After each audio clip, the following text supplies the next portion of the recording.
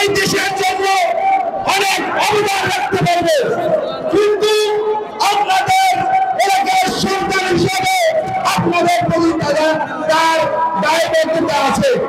এই এলাকার প্রতি তার দায়বদ্ধতার জায়গা থেকে গণঅধিকার পরিষদের সভাপতি জনাব নুরুল চাচ্ছে আগামী ত্রয়োদশ জাতীয় সংসদ নির্বাচনে এই পর্যায়ে তিন করা ছিল থেকে নির্বাচন করবে। এখন আপনারা সিদ্ধান্ত নেবেন আপনাদেরকে ভোট দিবেন কি দিবেন না।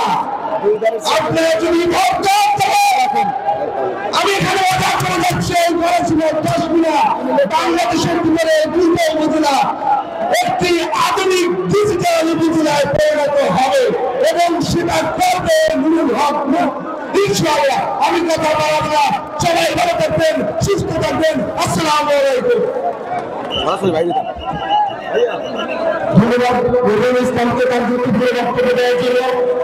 আমাদের মাঝে আরো উপস্থিত আছেন আপনাদের এই 10 মিনার কৃতি সন্তান সাবেক 2বারের সফল চেয়ারম্যান জনাব আলতাফ হোসেন আপন আমাদের মাঝে আরো উপস্থিত আছেন।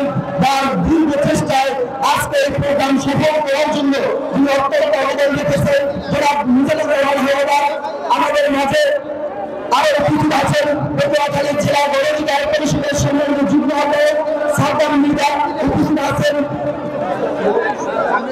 যুগ্ম আহ্বায়ক সোহেল ভাই আপনাদেরকে মঞ্চে আমন্ত্রণ জানাচ্ছি।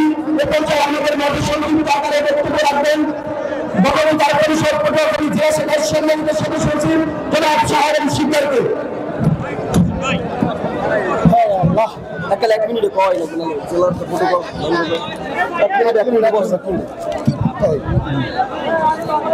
আসসালামু আলাইকুম।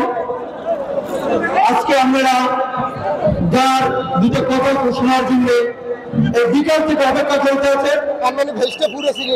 তার কাছ থেকে আজকে এই 10 মিনা গলাচিপা উপজেলার আকাঙ্ক্ষিত পদের প্রার্থী বাংলাদেশ গণঅধিকার পরিষদের সভাপতি খুবই মূল্যের সঙ্গে দু একটা কথা শুনবেন।